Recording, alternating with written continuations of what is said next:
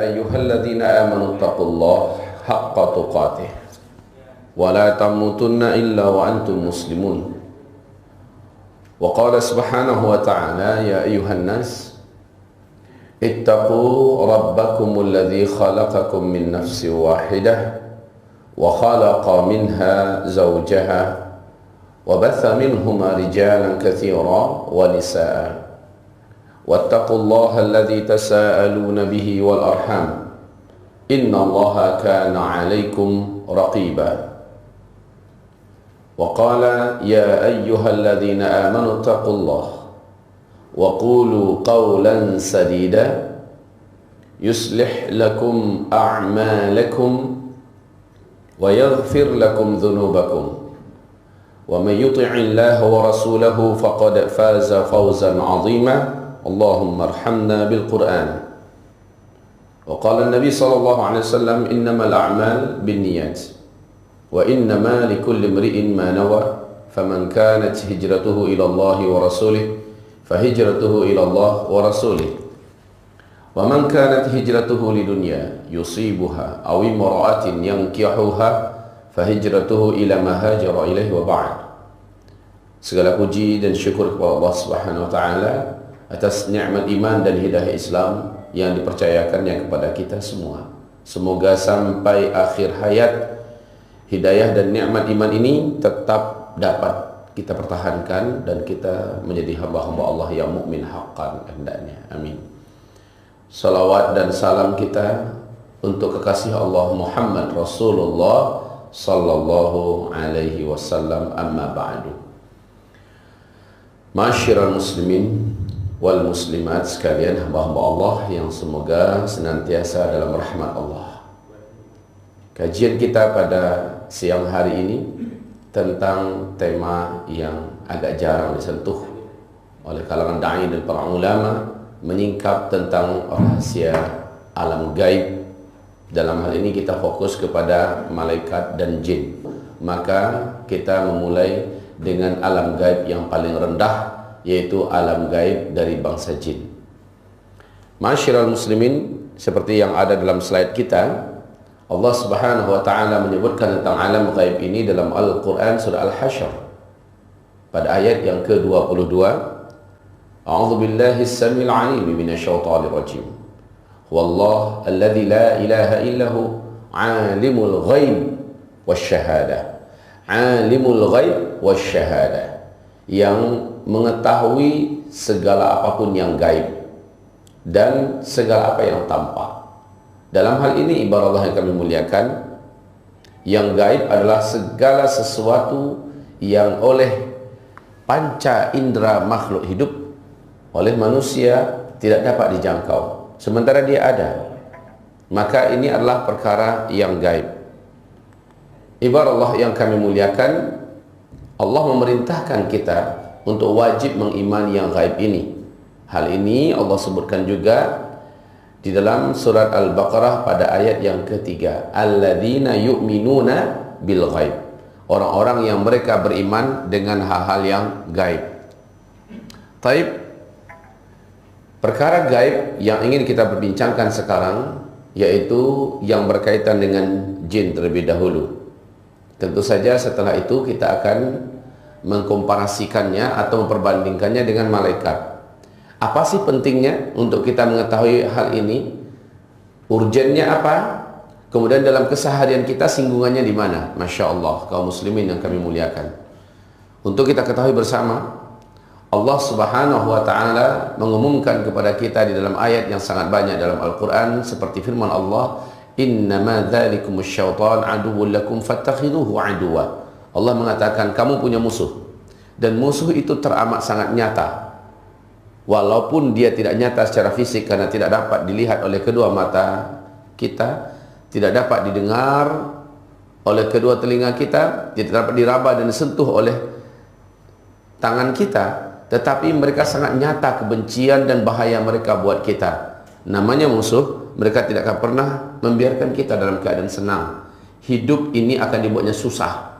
Walaupun kita sudah kafir kepada Allah, apakah kita fikir musuh sejati kita itu yakni syaitan dari bangsa jin akan diam dan berpangku tangan? ini udah pasti masuk neraka, nggak usah diganggu lagi. Enggak. Walaupun dia sudah kafir, tetap saja yang namanya manusia dibenci oleh syaitan jin. Kaum muslimin hamba-hamba Allah yang kami muliakan, sebelum yang bersangkutan dapat digiring dan masuk ke dalam neraka, selama hidup di dunia, secara fisik pun yang bersangkutan akan tetap disakiti oleh syaitan jin ini. Dalam hal ini ibarat Allah yang kami muliakan, fenomena bukti adanya keberadaan jin dan syaitan itu, dan kita lihat interaksi mereka yang zalim pada manusia. Yang pertama, kasus adanya beberapa kesurupan pada sebahagian manusia tertentu. Sebagaimana juga terjadi mediasi di mana terjadi pembicaraan antara orang yang meruqyah orang yang sedang kesurupan dengan jin dan syaitan melalui tubuh orang yang disusupinya ini. Kemudian proses keluarnya jin atau syaitan dari tubuh ini menandakan ada. Seperti Rasulullah SAW pernah memukul dada salah seorang sahabat yang datang kepada Nabi, "Ya Rasulullah, salat saya kenapa sering lupa rakaat, lupa bacaan." Maka Nabi SAW mengatakan, "Mendekatlah." Ketika sahabat ini mendekat, Nabi langsung menepuk dadanya dengan keras. Dan apa kata Rasulullah? "Ukhruj ya aduwallah, ukhruj ya aduwallah." Keluarlah kamu wahai musuh Allah. Lihat bagaimana Rasulullah SAW perintahkan, keluarlah kamu wahai musuh Allah. Jelas ini yang disuruh keluar adalah jin dan syaitan. Ibarat Allah, hamba-hamba Allah sekalian yang kami muliakan, sesungguhnya Rasulullah bersabda dalam hadis Sahih Bukhari, sesungguhnya setiap manusia itu terlahir dalam keadaan fitrah. Seluruh manusia, mau dia dari keturunan orang Yahudi, mau dari keturunan orang Nasrani, atau dari orang yang tanpa agama sekalipun, mereka terlahir dalam keadaan fitrah, lurus, tidak menyimpang, dan tidak ada yang tidak normal, semuanya standar. Fajtalatsuhumus syayatin, lalu syaitan-syaitan dari bangsa jin lah yang menjadikan mereka itu menyimpang dari fitrah mereka. Coba lihat sekarang maraknya perilaku zina, bahkan bukan hanya dilakoni dan digeluti oleh orang dewasa saja, anak-anak kecil pun sudah mulai melakoni adegan-adegan zina seperti layaknya suami istri. La haula wala quwata illa billah. Ini tidak normal, tapi itu terwujud sekarang ini. Kaum homoseksual, kaum lesbian atau LGBT, seluruh mereka ini tidak normal. Kita dapat buktikan orang-orang yang dalam hidupnya tidak normal, mereka pasti sudah diganggu oleh musuh sejati manusia, yaitu syaitan dari bangsa jin atau jin pendurhaka, jin marid. Ma'asyiral muslimin yang kami muliakan, saya pernah suatu ketika di depan Ka'bah 2 tahun yang lalu, bulan Ramadan, 10 hari terakhir. Ada seorang tua yang usianya sudah 93 tahun dari Pakistan, dari Islamabad. Orang tua ini sudah 11 kali dioperasi di berbagai tempat yang berbeda di tubuhnya. Dan dia sudah sangat lemah berjalan, sementara dia umroh sendirian. Saya kasihan melihatnya. Kedua lututnya sulit untuk dibawa melangkah, membawa badannya kemana-mana. Karena dia dekat dengan saya, tiap hari saya bacakan ayat-ayat Allah kepada kedua lututnya. Semoga Allah tidak menjadikan ini ria dan ujub, karena saya menceritakan apa yang saya lakukan pada orang tua ini berdampak positif kepada beliau. Di mana saya teringat 3 hari terakhir menjelang saya berpisah dengan bapak ini, dia sudah sesekali sudah mulai meninggalkan tongkat dan berjalan tanpa tongkat. Padahal sebelumnya dia tidak pernah melepaskan tongkat itu. Inilah dia dampak positif daripada Al-Quran yang diruqyahkan kepada orang. Sesakit apapun orang itu, insya Allah Allah menjamin Al-Quran adalah syifa. Apa yang saya kerjakan ini, beberapa orang yang iktikaf bareng dengan kami memperhatikan. Lalu ada yang mulai konsultasi dengan saya tentang masalah ruqyah, tentang masalah penyakit dan segala macamnya. Saya sampaikan kepada mereka, apabila Bapak Ibu ingin melihat beberapa pembelajaran daripada kami tentang masalah ruqyah dan Al-Quran adalah syifa dan sebagainya, silakan rujuk di YouTube, di mana ada kajian-kajian kita khusus tentang masalah bagaimana sembuh dengan Al-Quran. Hamba-hamba Allah yang kami muliakan, Akhirnya ada seorang lelaki dalam usia 28 tahun. Lelaki ini tinggi, gagah, orang Mesir.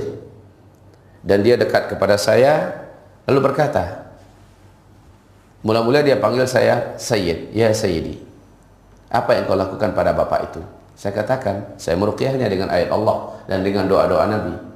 Lalu beliau berkata, apakah ruqyah ini bisa menghilangkan sebuah kecanduan yang saya sudah benci? Apa kecanduan kamu? Saya tanya. Saya sangat candu dengan rokok. Dan saya benci dengan rokok. Tapi saya tidak bisa melepaskannya. Dia mengatakan, saya datang dari Mesir kemari untuk mengumpulkan uang. Saya mau menikah. Mungkin Tuhan tidak percaya kalau di Mesir itu biaya nikah sangatlah mahal. Maharnya tinggi. Dia nggak tahu kalau saya juga dari alumni Mesir, Al-Azhar. Lalu saya katakan kepadanya, terus gimana? Saya datang kemari untuk cari uang, niat saya mengumpulkan mahar dan saya ingin menikah. Tetapi bagaimana uang akan terkumpul? Hari demi hari seluruh uang gaji saya habis oleh rokok. Saya baru bisa berhenti merokok hanya ketika sedang tidur, ketika sedang sholat, ya. Bahkan makan pun rela saya telantarkan demi mempertahankan agar tetap saya bisa merokok. Jadi kayaknya nyambung aja terus rokoknya itu. Lalu dia berkata, demi Allah, saya sudah tidak sanggup lagi seperti ini berlama-lama. Saya tahu rokok ini tidak baik, tetapi saya tidak mampu meninggalkannya. Saya sudah mencoba berulang, mencoba dan terus mencoba dan gagal lagi. Saya katakan, apakah ini asli dan murni dari lubuk hati Anda yang paling dalam? Beliau mengatakan, wallah, iya demi Allah, katanya. Kalau begitu kata saya, sini, duduk tepat di hadapan saya. Saya pakai kursi lipat ya, di Tanah Haram itu kan banyak kursi-kursi lipat yang diwakafkan untuk duduk, ya. Saya duduk di atas kursi lipat itu, saya persilahkan anak muda ini untuk duduk tepat di hadapan saya dan sama-sama kami menghadap ke arah kiblat. Ka'bah jaraknya kurang lebih 75 meter dari kami. Saya letakkan telapak tangan kanan saya di dadanya, kemudian telapak tangan kiri di ubun-ubun kepalanya, lalu mulut saya dekatkan ke telinganya, yang sebelah kanan saya mulai membacakan ayat-ayat Allah SWT.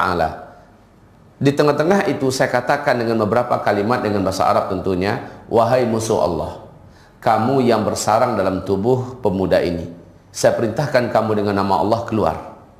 Pemuda ini tidak suka dengan kamu dan juga tidak menginginkan kamu lagi. Maka dengan ayat-ayat Allah, saya perintahkan kamu keluar dari tubuh lelaki ini. Suara saya pelankan agar tidak mengganggu orang-orang yang sedang tidur siang. Jadi ini kira-kira jam 2, jam setengah 3 ya. Ruqyah ini berlangsung tidak lama. Kalau saya tidak khilaf, paling-paling hanya 25-30 menit. Tidak lama. Penghujung ruqyah, telapak tangan saya yang ada di dadanya ini saya gedorkan di dadanya. Sambil sesekali saya katakan, ukhruj ya adu Allah, ukhruj ya adu Allah. Karena saya yakin, pemuda ini mencintai rokok, di mana asap dimasukkannya ke dalam mulutnya, sementara dia benci dengan rokok. Tetapi dia tidak mampu meninggalkan rokok, semacam ada dorongan yang begitu kuat untuk tetap merokok. Nah, saya yakin ini bukan dia lagi. Yang mencintai rokok itu bukan lagi si pemuda.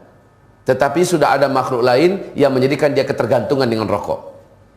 Setelah saya gedor beberapa kali, dia pun terbatuk-batuk ringan, batuk-batuk ringan. Setelah itu selesai, ditutup dengan sholawat. Kemudian kami bubar. Waktu asar masuk, maghrib pun masuk. Dia tidak ada nampak. Biasanya nampak, sekarang tidak nampak. Waktu isya, dia juga masih nggak ada. Ya gimana mau ada, asal orang udah keluar saja menjelang asar, atau apalagi setelah asar nggak akan mungkin bisa masuk lagi ke Masjidil Haram. 10 terakhir apalagi orang berebutan untuk dapat masuk ke dalam masjid. Intinya selepas sholat tarawih pukul 12, pemuda itu datang dan mendadak saja saya dipeluknya kuat-kuat dan dia tidak mau melepaskan. Sambil berkata, syukran ya Syekh, jazakallah khair, jazakallah khair. Orang sana kalau jazakallah itu jim itu G ya. Jazakallah khair, jazakallah khair. Dari Sayyid saya dipanggilnya Syekh, ya. Saya katakan, ada apa dengan engkau? Dia berkata, demi Allah katanya, saya berbuka tadi aneh. Apanya yang aneh? Saya katakan, biasanya saya berbuka langsung dengan rokok, ya. Dan saya tidak akan melepaskan rokok ini kecuali apabila saya sudah sholat. Jadi tadi katanya tidak terfikirkan sedikit pun oleh saya tentang rokok. Saya berbuka seperti layaknya orang lain berbuka dengan kurma, dengan susu dan lain-lainnya. Yang kedua katanya, waktu maghrib ke isya, teman-teman saya mendekat sambil merokok. Dan saya merasa busuk dan jijik dengan bau asap rokok itu. Saya suruh mereka mendekat, menjauh dari saya. Padahal katanya sebelumnya saya teringat dengan rokok dan sangat kuat ingin merokok, serta bau asap rokok itu sangatlah enak bagi saya. Ini saya menjadi benci dan saya menjauhkan diri dan sesuruh mereka juga menjauh dari saya. Selepas Isya, yang aneh juga katanya, ada teman saya menyodorkan rokok kepada saya. Saya merasa jijik dengan rokok itu. Ini subhanallah. Nah, ini kaum muslimin, adanya sesuatu yang menyimpang daripada normalnya manusia. Coba, rokok itu pada hakikatnya normal nggak? Asap rokok yang begitu pahit dan nggak jelas rasanya, mengganggu di lidah, di bibir, segala macamnya. Apabila kita orang normal mencoba mencicipi, luar biasa tidak enak. Tetapi kok ada orang menjadi kecanduan begitu? Bukan dia lagi. Bukankah kita tahu salah satu di antara energi daripada jin dan syaitan adalah asap. Sementara rokok itu adalah menghisap asap. Makanya dikatakan smoke. Ibarat Allah yang kami muliakan, akhirnya orang ini subhanallah, sebatas kami bersamanya, dia membenci rokok. Saya tak tahu perkembangannya bagaimana. Ini menandakan apa? Ketika diusir ukhruj ya Allah, persis seperti Rasulullah SAW mengusir jin atau syaitan yang mengganggu sahabatnya sehingga tidak susah untuk mendapatkan khusyuk dalam solat. Selalu pecah dan buyar konsentrasinya, teringat yang macam-macam dalam solat. Bahkan banyak lupa-lupa dalam rakaat dan segala macamnya. Ketika dipukul dadanya oleh Nabi, ukhruj ya Allah, ini menandakan syaitan itu ada dalam tubuh manusia. Dan memanglah kata Rasulullah SAW, sesungguhnya inna syaitan yajri fi ibni adam majrad dam fadayyiquhu bis-shaum. Sesungguhnya syaitan itu di dalam tubuh manusia adanya di dalam aliran darah, kata Rasul. Dan dia berpindah-pindah dari bagian tubuh manapun dengan sesuai dengan peraliran darah. Fadayyiquhu bis-shaum. Maka persempitlah para setan-setan itu mengalir di darah kamu dengan saum, dengan puasa. Ibarat Allah yang kami muliakan. Sekarang pembahasan kita, siapakah sebenarnya jin ini? Ingat ya, makhluk berakal yang Allah ciptakan itu cuma 3. Malaikat, manusia, dan jin. Enggak ada yang lain. Ustaz, bagaimana dengan setan? Bagaimana dengan iblis? Saya akan jelaskan perbedaan antara setan dengan iblis ini. Kaum muslimin yang kami muliakan, secara sederhananya, iblis adalah seperti firman Allah, kana minal jin. Iblis itu adalah satu bahagian daripada bangsa jin. Syaitan adalah seluruh jin-jin yang kafir kepada Allah. Jin-jin yang tidak mau masuk ke dalam agama Allah. Kemudian mereka bergabung dengan bala tentara, menjadi bala tentara iblis. Bergabung dengan kerjaan iblis, maka dialah yang disebut dengan syaitan. Agar dapat dibedakan, seluruh bangsa gaib selain malaikat hanyalah jin. Hanyalah jin. Ibarat Allah yang kami muliakan, iblis hanya satu orang, dan inilah yang disuruh sujud kepada Adam, dia tidak mau. Namanya Azazil oleh Al-Hafiz Ibnu Katsir di dalam kitab tafsirnya saat menguraikan tentang siapa sesungguhnya iblis. Dia adalah Azazil, bangsa jin yang paling soleh, paling taat, dinaikkan derajatnya oleh Allah setingkat dan selevel dengan para malaikat. Lalu ketika Allah menghabisi seluruh jin-jin yang ada di muka bumi, maka iblis ini menghasung para malaikat agar Allah tidak usah lagi melanjutkan penciptaan makhluk baru di muka bumi. Tetapi Allah Subhanahu wa taala berkata, saya punya rencana dengan ilmu saya yang kalian tidak tahu. Setelah Adam diciptakan, diberi bekal ilmu yang Masya Allah. Nah, firman Allah, orang yang macam ini, orang yang berilmu macam ini tidak akan melakukan kerusakan seperti bangsa jin melakukan sebelumnya. Lalu Allah Subhanahu wa taala perintahkan seluruh malaikat termasuk Azazil agar sujud kepada Adam. Namun seluruh malaikat sujud kecuali Azazil. Dia enggan. Aba wastakbar wa kana minal kafirin. Ya.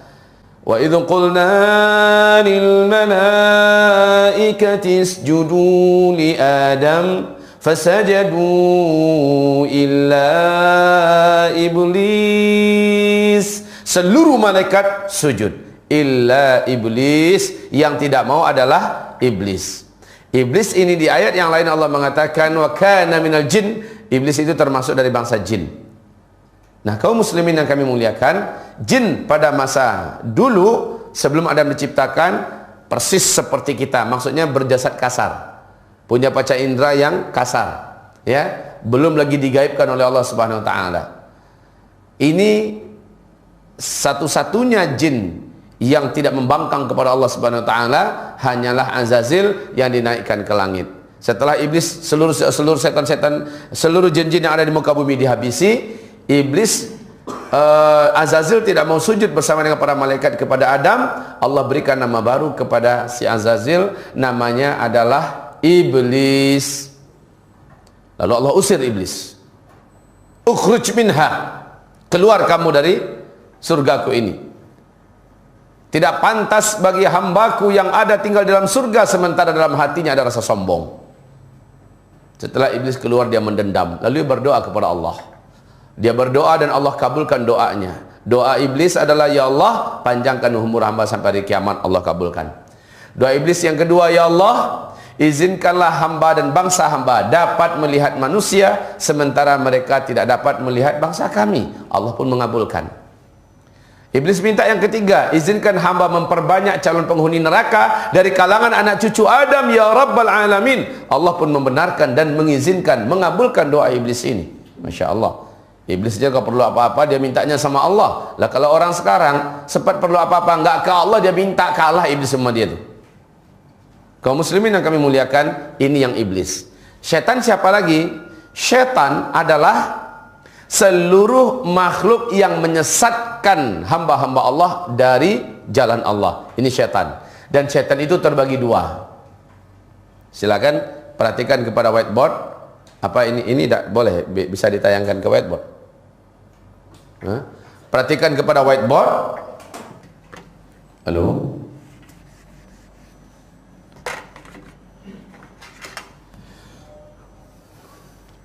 Syaitan itu firman Allah Subhanahu wa taala di dalam surat Al-An'am. Wa kadzalika ja'alna likulli nabiyyin aduwan syayatinal insi wal jin. Syayatinal ins. Ini syayatin.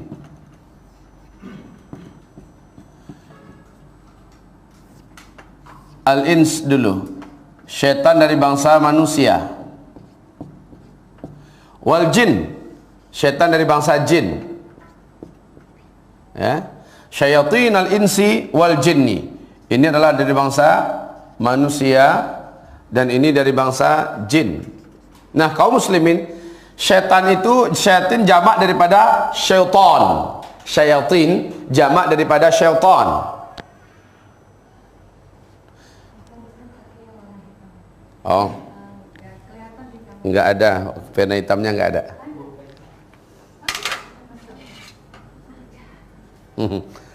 Oke, syayatin adalah setan-setan, jamak daripada syaitan. Insi manusia, jin adalah dari bangsa jin. Manakah dari dua setan ini yang paling berbahaya? Kalau menurut firman Allah di surat Al-An'am ini, dan para ulama Ahlussunnah wal Jamaah juga mengatakan syaitan dari bangsa jin hanya mampu nyakitin dan ngancam, sementara setan dari bangsa manusia hanya mampu sampai ke tingkat merealisasikan ancamannya, bahkan sampai ke tingkat membunuh dan sebagainya. Baik, kita fokus pada bangsa jin.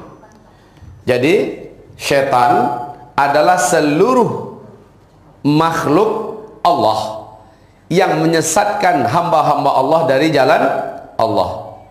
Setan manusia bisa jadi dia adalah orang yang ngaku kiai, Pak Ustadz. Bisa jadi dia adalah bos, penguasa. Bisa jadi dia adalah suami, istri. Bisa juga dia berbentuk seperti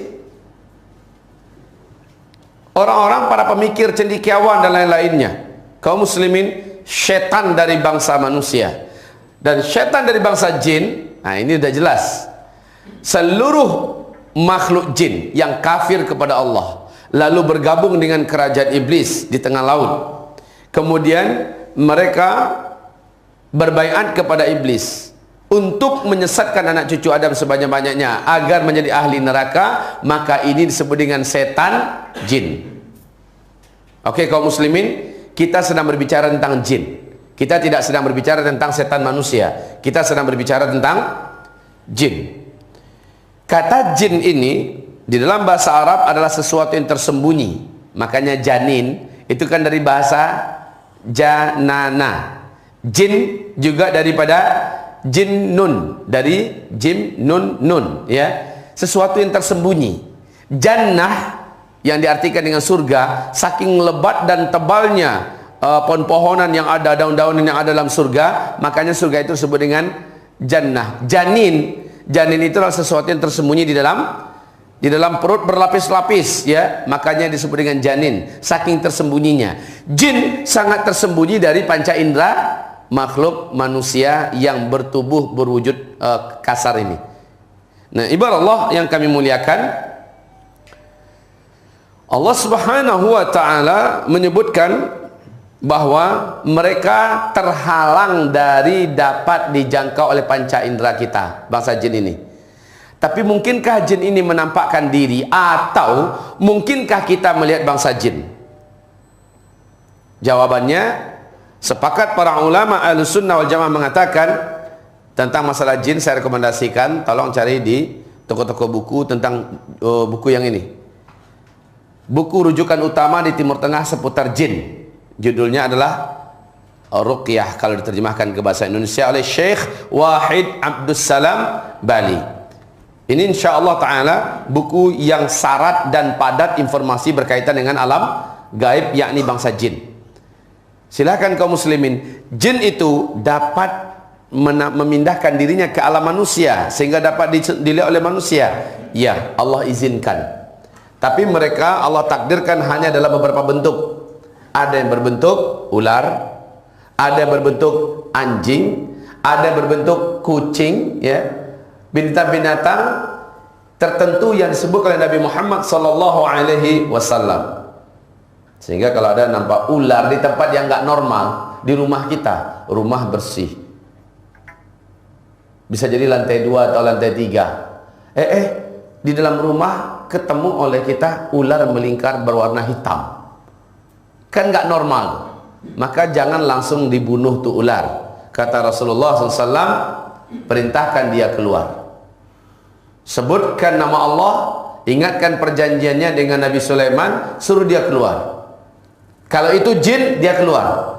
Dari lubang mana dia keluar? Kadang-kadang aneh Pak, dia masuk ke arah dapur, tahu-tahu kita lihat lagi ke dapur, dia sudah nggak ada. Begitu cepatnya dia hilang. Kadang-kadang di atas dipan, tempat tidur. Nah, pernah sahabat saat dia pulang dari perang, ditemukannya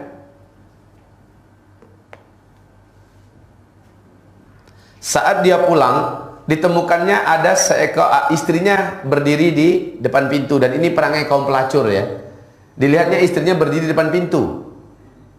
Hei, begini kelakuanmu, ya. Suami kau tak ada, kau sudah berdiri di depan pintu. Ya, kalau bahasa orang-orang zaman jahiliyah dulu Pak, itu adalah isyarat wanita mempersilahkan kaum lelaki yang berselera, ya, para hidung belang untuk masuk ke rumahnya, dia siap melayani. Bahasanya begitu. Dan suaminya ini marah. Apa kata istrinya pada suami? Wahai suamiku, jangan engkau marah. Di dalam bilik kita, di kamar kita ada ular. Aku takut memasukinya.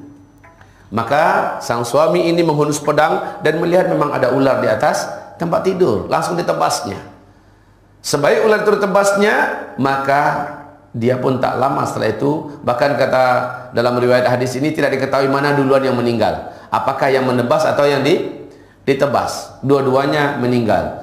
Dilaporkan oleh para sahabat kepada Nabi SAW tentang kejadian ini. Apa kata Rasulullah? Kalau ada ular dalam rumah, jangan main bunuh saja. Kadang-kadang itu adalah bangsa jin. Baiknya instruksikan agar dia keluar dulu. Yang kita diperintahkan main bunuh itu adalah kalajengking. Itu ya, nggak ada cerita keluarlah kamu, itu nggak ada cerita. Nampak kalajengking di rumah, bunuh langsung. Lipan, kelabang, bunuh langsung. Tikus umpamanya, kan. Nah, kaum muslimin dan jin juga bisa menyerupai berbentuk tikus. Instruksikan saja, keluar kalian dari rumah kami, insya Allah mereka akan keluar. Baik, kita kembali. Ibarat Allah yang kami muliakan, jadi mereka bisa nggak menjelma wujud ke dalam alam kita? Bisa. Biasanya jin-jin dan syaitan yang menjelma masuk ke alam kita menjadi anjing yang berwarna hitam. Nabi mensyaratkan anjingnya berwarna hitam, murni hitamnya, atau menjadi ular yang hitamnya bening, hitamnya pekat, hitamnya keseluruhan, titik putih di antara kedua matanya, itu menandakan dia adalah jin. Kucing, ya, benda-benda seperti ini, makhluk-makhluk seperti ini. Ibadallah, ma'asyiral muslimin yang kami muliakan. Ini di dalam kitab Wiqayatul Insan, ya, pemeliharaan untuk manusia oleh Syekh Uain Abdul Salam Bali, dijelaskan biasanya jin yang menjelma menjadi makhluk binatang tertentu masuk ke alam manusia ini adalah jin rendahan yang terusir dari kaumnya di alam jin. Ya, ini adalah jin-jin rendahan yang terusir dari bangsanya di kalangan bangsa jin. Lalu dia masuk ke alam manusia, dan jin yang sudah mampu masuk ke alam manusia adalah jin-jin yang sudah mempunyai kemampuan dan umur yang sangat lebih. Kaum muslimin yang kami muliakan, tapi kalau ada manusia bisa melihat jin, sementara Allah Subhanahu wa taala sudah memastikan innahu yarakum huwa wa qabiluh min haitsu la tarawnahum. Sesungguhnya syaitan-syaitan, ya, dari bangsa jin itu sanggup melihat kalian dari arah di mana kalian tidak akan sanggup melihat mereka. Pertanyaan, mungkinkah manusia melihat jin sementara orang lain tidak melihat? Pokoknya kami berlima, si A melihat tuh ada seorang wanita, ada seorang anak kecil mirip tuyul, sementara yang berempat nggak ngelihat sama sekali, dia sendiri yang melihat. Bagaimana ini sebenarnya? Bahkan ada ustadz, kalau kita panggil ke rumah, Pak Ustadz, rumah kami ini terasa nggak enak, ada sesuatu yang tidak normal rasanya di rumah. Sering kadang-kadang berkelebat nampak jalan sesuatu, atau macam kami diintai dan diawasi. Satu rumah kami merasa ada gangguan, merasa ada yang nggak enak di rumah Pak Ustadz. Wah, si ustadz datang ke rumah, langsung tiba-tiba dia mengatakan, dekat pintu itu ada tiga jin. Nah, di sini ada 2 nih. Itu di atas lemari ada 5. Udah seperti itu dia, 2 saja kemungkinan ustadz ini. Yang pertama, ustadz ini pendusta. Ustadz ini sedang mengelabui dan membohongi orang yang punya rumah. Yang kedua, ustadz ini pada tubuhnya sudah bersarang jin. Tidak ada yang lain, tidak ada yang lain. Jangan kita, hebatnya nih ustadz, hebatnya Pak Kiai, dia bisa melihat, dia bisa tahu di situ ada sekian, itu ada sekian. Kalau ada yang seperti ini, saran saya adalah ustadz itu diruqyah. Ustadz itu diruqyah. Sebab apa? Sebab jin yang ada di tubuhnya yang menjadikan dia bisa melihat bangsanya sendiri. Kalau kita dengan mata normal ini tidak akan pernah mampu melihat jin dan syaitan, abadan. Nah, fenomena di mana ada jin-jin tertentu yang semua orang bisa melihat. Dia bisa melihat muncul di sini, bisa berbicara dalam 1-2 menit pokoknya, lalu menghilang. Tiba-tiba ada muncul lagi di situ. Ya. Ting. Lalu di sana muncul ting, ya. Lalu di sana ganti-gantian tempatnya begitu cepat. Maka perlu kami sampaikan, ini disebut dalam bahasa Arab dengan istilah tasyakkul oleh para ulama-ulama dari kalangan ahlus sunnah wal jamaah. Ini disebut dengan tasyakkul. Tasyakkul itu adalah jin meninggalkan dimensi alamnya, menembus ke alam kasar yang lamban dan berat, itu alam manusia. Dan saat itu adalah titik terlemah di mana jin masuk ke alam kita. Bapak Ibu, Bu, saya yakin sesuai dengan kita tonton di TV-TV dan yang kebanyakan berada di masyarakat kita, kalau ada seseorang melihat penampakan di dalam biliknya, yang akan dilakukan orang ini apa? Apa yang akan dilakukan orang ini, Pak? Pasti menjerit. Ya, kalau enggak menjerit, terkencing di celana. Kan seperti itu gayanya kan? Kalau wanita langsung tuh, wah! Suatu hal yang, maaf ya, yang bodoh kalau itu dibuat. Sebab apa? Ketika jin, setan menampakkan diri ke alam kita, maka percayalah, dalam khayalan kita kan selama ini mereka nggak bisa disentuh. Kalau kita sentuh macam megang bayang-bayang, tidak benar. Ketika mereka masuk ke alam kita, dia masuk dalam hukum alam kita. Dia memang berwujud kasar dan bisa ditangkap. Ini hakikat. Dan saat itulah titik terlemah dia. Sebab apa? Saya katakan pada Bapak Ibu, Jackie Chan itu jagoan nggak? Jagoan. Memang ahli kungfu kan? Ahli bela diri. Ya. Tony Jaa jago nggak? Hah? Tony Jaa. Siapa yang nggak kenal dengan jagoan Tony Jaa? Hah? Kemudian Jet Li jago nggak? Jago memang, ahli bela diri. Tapi jagonya di mana? Jagonya di alam dia, ya kan? Di daratan ini, di alam dia. Coba sekarang Tony Jaa, Jet Li, yang lain-lain itu lemparkan dia ke laut, suruh kelahi dengan ikan hiu. Menang mana? Menang mana? Ikan hiu itu bisa bersilat, bisa kungfu nggak? Kenapa Jet Li, Jackie Chan, lain-lain itu bisa kalah? Sebab apa? Itu bukan alam dia. Perlu diingat ini ya. Itu bukan alam dia. Di alam yang bukan alamnya, alam itu sangat menyiksa. Sejago-jago ahli renang, ahli selam, berapa lama sih dia mampu menyelam? Berapa lama mampu menyelam? Paling hanya 5 menit, ya. Paling hanya 5 menit, paling lama. Itu udah hebat bener tuh orang. Kalau sanggup menyelam selama 5 menit, pasti dia akan muncul karena dia memerlukan alamnya kembali. Dan semasa dia dalam air, gerakannya lamban. Dia akan menjadi mangsa makhluk-makhluk berbahaya yang ada di dalam air itu. Nah, sekarang kebalikan. Seorang ibu pegang pisau dapur, disuruh berhadapan dengan ikan hiu yang paling ganas, tetapi ikan hiu itu dilemparkan ke dapur. Ibu pegang pisau dapur, menang mana kelahi itu? Hah? Pasti menang ibu. Walaupun tuh ibu nggak jagoan kelahi, nggak usah dia apa-apain ikan hiunya, tunggu aja, nggak setengah jam mati itu kan hiu, betul nggak? Apalagi kalau ibu ini menusukkan pisau tadi. Jagonya ikan hiu hanya di alamnya, tapi kalau sudah masuk ke alam kita, dia menjadi mangsa kita, dia menjadi korban kita. Betul? Begitulah hakikatnya kita dengan jin di alam jin. Apabila dia masuk ke alam kita, sesekali jangan pernah kita merasa takut kepadanya. Persis pernyataan Imam Mujahid rahimahullah, bila engkau melihat syaitan menampakkan diri kepadamu dalam wujud apapun saja, maka hinakanlah dia, ambil benda apa yang ada di dekatmu dan lemparkan kepadanya. Bismillahirrahmanirrahim, Allahu Akbar. Kalau Nabi Muhammad, Pak, dalam sholat tahajudnya, beliau diganggu oleh syaitan. Ya, dalam sholat tahajudnya, apa yang dibawa oleh Nabi? Apa yang dibawa oleh Nabi Muhammad?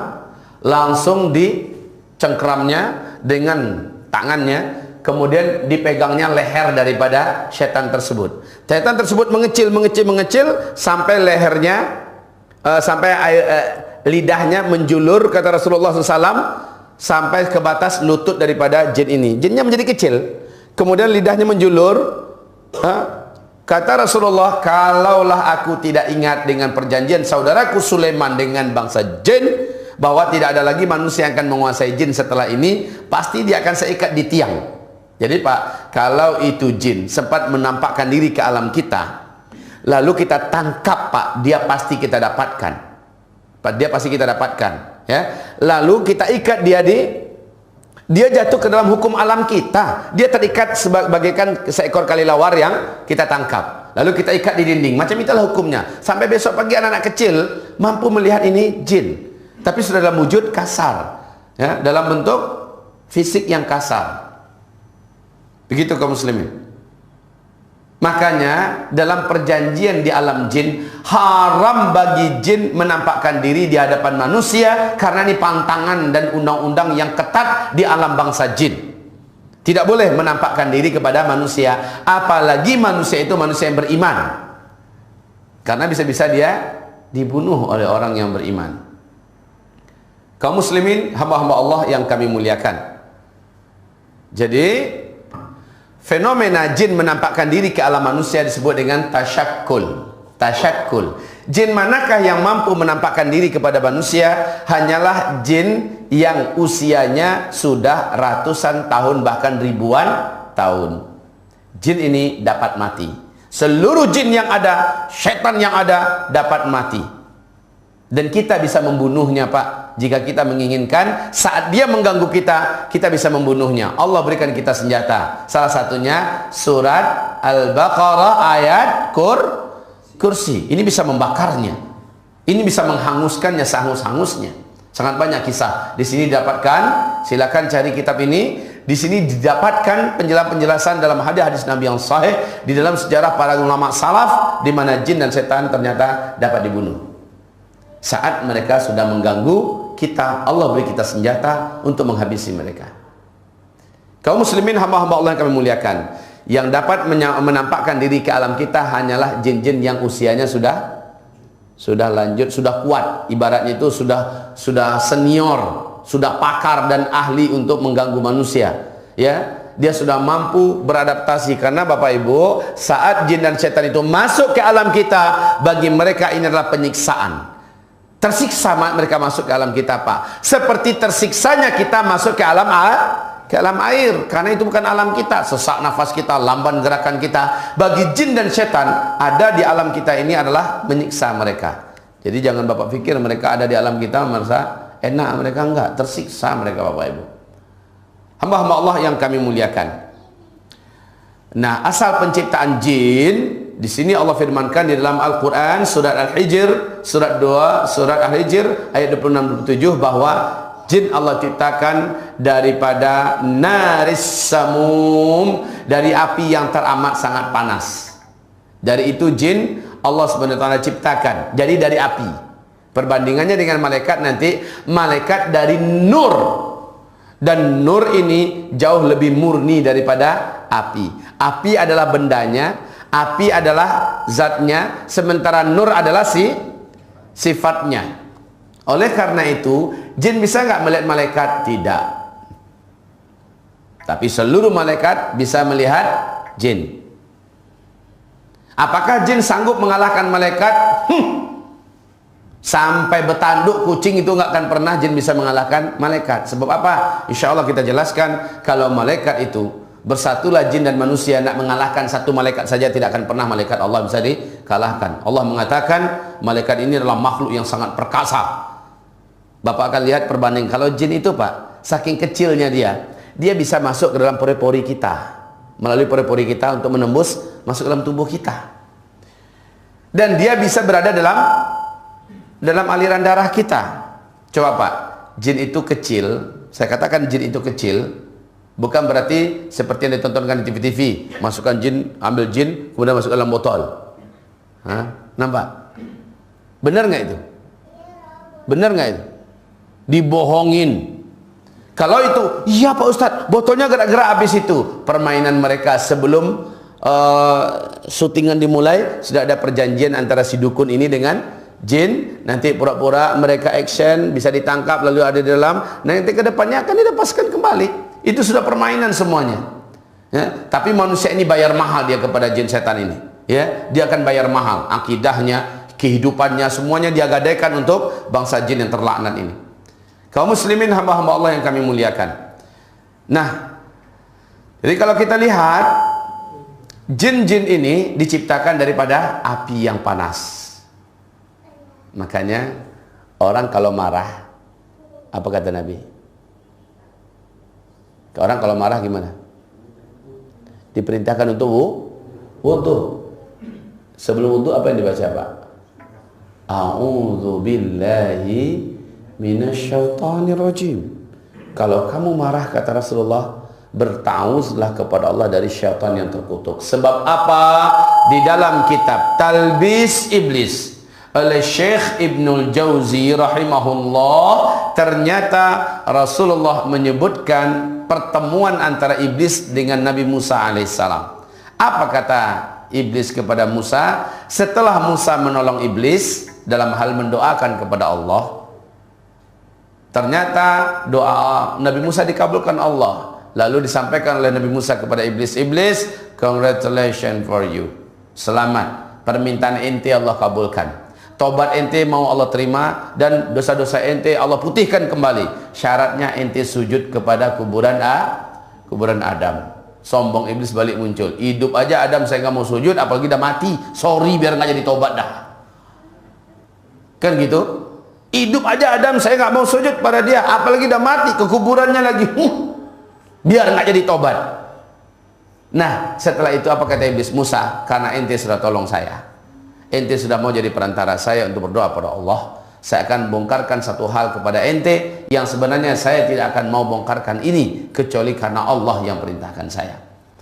Katanya, hai Musa, salah satu beliau mengatakan, saya akan kuasai seseorang lahir batinnya, jiwa raganya, saat dia terperangkap dan mengikuti perangkap saya itu di salah satu dari antara 3 hal. Yang pertama katanya, kalau seorang itu telah berdua-duaan dengan lawan jenisnya yang bukan mahramnya, saya akan menjadi yang ketiga di antara mereka. Ini yang pertama. Yang kedua, hai Musa, ketika seseorang marah, emosinya meledak, lalu ia perturutkan emosi itu, saat itu saya masuk ke dalam darahnya, dan saya ada di dalam darahnya, dan saya ada di matanya, kata iblis ini. Maknanya apa? Maknanya orang kalau marah Pak, dan dia perturutkan marahnya, enggak dia kontrol marahnya, setan akan kuasai dia dan mereka ada dalam darah. Setan itu kecil, dia ada dalam darah. Makanya kata Nabi, sesungguhnya setan-setan itu mengalir di tubuh kamu dalam aliran darah. Persempitlah oleh kamu. Pak, Bu, Ibu boleh praktekkan Bu. Kalau ada orang yang agak kurang normal kesehatannya, dicek ke dokter nggak ketemu penyakitnya apa, sementara dia menjerit kesakitan segala macamnya, itu pastikan ada jin di dalam tubuhnya. Ruqyah dia, bacakan saja ayat Allah, niatkan untuk mengusir jin dan setan yang ada dalam tubuhnya. Nanti Bapak Ibu akan melihat hal yang aneh terjadi. Mungkin sebesar kelereng, ada yang jalan-jalan di pembuluh darah sini, atau ada yang berdenyut di bagian tangan tertentu, atau di bagian pahanya, di bagian betisnya dan sebagainya. Bapak Ibu akan melihat hal yang unik-unik, yang aneh-aneh, atau di perutnya semacam ada sebesar bola pingpong bergerak-gerak dan lari-lari dengan cepat. Itu nampak oleh kita dan terasa oleh yang punya badan. Menandakan apa? Ada bangsa jin di dalam tubuh orang ini. Dan jin kalau sudah masuk ke dalam tubuh seseorang, dia akan jadikan orang itu ke arah tidak normal. Kalau sakit, sakitnya nggak normal. Kalau punya selera, seleranya tidak normal. Ya, ada penyimpangan. Fajtalatshumus syayatin, maka setan-setanlah yang menjadikan mereka menyimpang dan tidak normal. Jadi jin dan setan itu diciptakan oleh Allah dari narsamum, dari api yang sangat panas. Baik. Ibadallah ma'asyiral muslimin yang kami muliakan, antara beda jin, setan dan iblis saya sudah sampaikan. Kalau ada yang ragu boleh ditanyakan nanti, Ustaz begini apa sebenarnya, silakan untuk ditanyakan. Taib ibadallah yang kami muliakan, apakah seluruh jin jahat? Oh tidak. Jin itu ada yang baik, ada yang fasik, ada yang jahat. Apakah seluruh jin itu setan? Tidak. Seluruh setan pasti jin, tapi tidak seluruh jin adalah setan. Ya Bu ya. Seluruh setan pasti jin, tapi tidak seluruh jin itu adalah setan. Ya. Ibarat Allah yang kami muliakan, ada setan yang beriman, jin-jin yang beriman itu ada. Jin yang beriman, ya, jin yang masuk Islam. Kayak kita ketika Allah berfirman, "Wa ma khalaqtul jinna wal insa illa liya'budun." Aku tidak ciptakan jin, aku juga tidak ciptakan manusia, illa liya'buduni, kecuali agar mereka beribadah kepada aku. Berarti di antara jin juga ada yang menyembah Allah, beriman kepada Allah, masuk dalam Islam, bersyahadat. Bahkan dalam surah Ar-Rahman Allah memastikan penghuni surga bukan hanya manusia, tetapi juga adalah bangsa jin yang juga beriman dan menyembah Allah semasa hidup di dunia. Namun jin sekali lagi persis dengan kita. Mereka juga ada yang preman, Pak. Ada yang preman. Dikatakan muslim-muslim tapi ganggu itu hobi. Mencuri suka, ya. Kemudian nyakitin orang, nakut-nakutin orang, ya, khususnya anak cucu Adam, itu dia suka, apalagi pada orang yang takut kepadanya. Setan-setan yang nakal tuh Pak, kalau ada manusia takut dengan jin, waduh, jin yang kayak gitu tuh iseng banget tuh ke orang. Kalau ada orang takut dengan jin, maka jin paling suka dengan orang yang takut kepadanya. Apa dalilnya? Ketika mereka berkata, dan Rasulullah bersabda, sesungguhnya para jin dan syaitan berkata, dalam Al-Quran juga Allah sebutkan begitu, surah Al-Jin ya, bahwa sesungguhnya kami takut dengan bangsa manusia, tetapi ketika kami melihat mereka yang takut kepada kami, maka kami mangsa mereka. Sesungguhnya jin itu takut dengan kita, tapi ketika dilihatnya kita yang takut pada mereka, kami mangsa mereka. Ya, mereka pun diperbudak, mereka pun dipermainkan dan dihinakan. Jin berkembang biak Pak, bisa kawin. Jin betina dengan jin jantan. Oh ya, satu hal yang belum saya sebutkan, jin itu makin baik kelakuannya, makin taat dia, maka semakin baik bentuk rupanya. Sebaik-baik rupa jin tetap saja kalau nampak oleh kita dalam wujud aslinya Pak, takut kita ngelihat, nggak asik sedikit pun.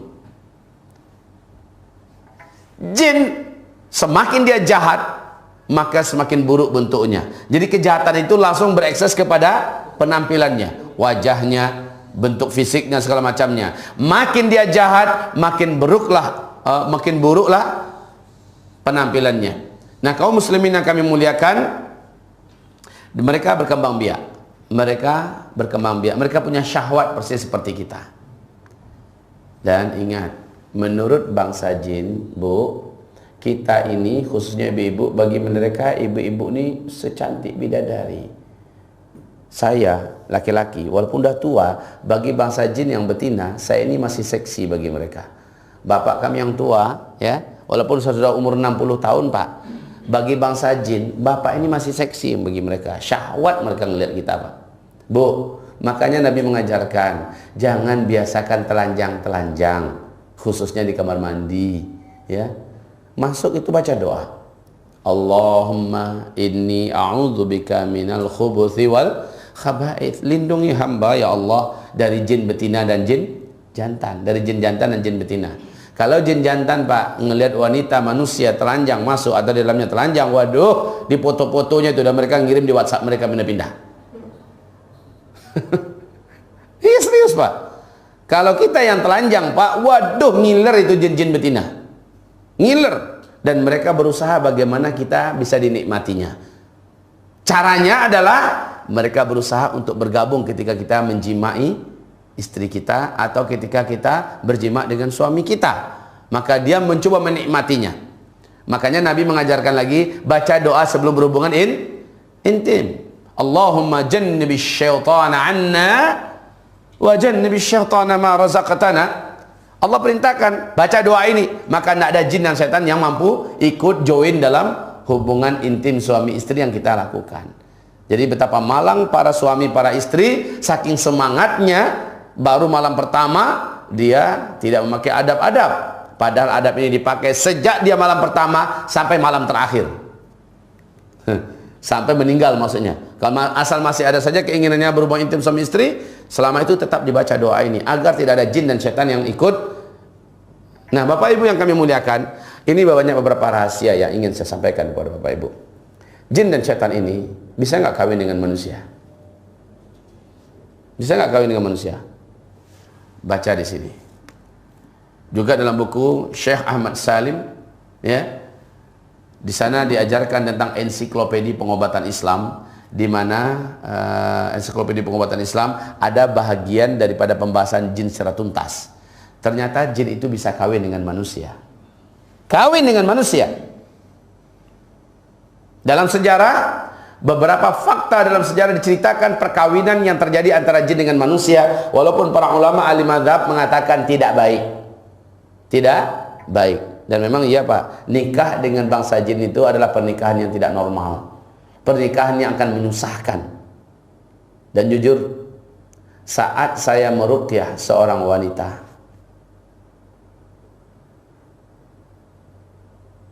jinnya bicara. Saya kenal dengan Ustaz.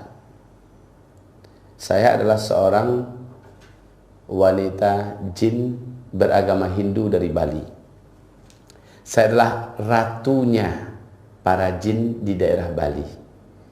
Saya adalah putri daripada Raja Jin Bali yang bernama Anu. Dia perkenalkan juga namanya siapa. Terus, kamu mau apa dalam tubuh wanita ini? Saya katakan, saya tadi melihat pengajian Ustadz di masjid itu. Ini di Jami' Pasir, Pak, di Bukit Tinggi, Sumatera Barat. Saya tadi ikuti pengajian Ustadz. Saya ada pengajian duha, ya, pengajian duha sampai jam 11 di bulan Ramadan itu ya. Lalu setelah itu saya zuhur berjamaah dengan jamaah, kemudian saya pulang. Di rumah ya, seorang wanita kesurupan. Ya. Kemudian saya tanyakan kepada jin ini, kamu mau apa? Saya mau Ustadz menikahi saya. Mande. Saya mau Ustadz menikahi saya. Ustadz katanya, saya ini adalah jin yang tercantik di alam saya. Saya adalah putri Raja Jin di daerah Bali. Saya katakan kepadanya, minta maaf. Saya hanya akan menikah dengan manusia. Itu bangsa saya. Kamu menikahlah dengan bangsa kamu. Oh ya, kejadian ini setelah saya suruh dia syahadat ya. Setelah diajak dia masuk Islam, dia mau masuk Islam. Ya. Akhirnya singkatnya, saya perintahkan dia, menikahlah kamu dengan bangsa jin. Apa katanya? Setelah saya masuk Islam ini, saya tidak akan mungkin diterima lagi oleh ayah saya. Saya tidak akan mungkin lagi diterima oleh kaum saya. Maka saya katakan kepadanya, pergilah kamu ke masjid kita yang tadi kamu dengar saya ceramah di sana. Di situ ada jin-jin muslim, ada pemuda-pemuda jin muslim. Kamu bisa menikah dengannya dan hiduplah selaku orang-orang sebagai jin-jin yang beriman kepada Allah. Singkatnya Pak, selesai.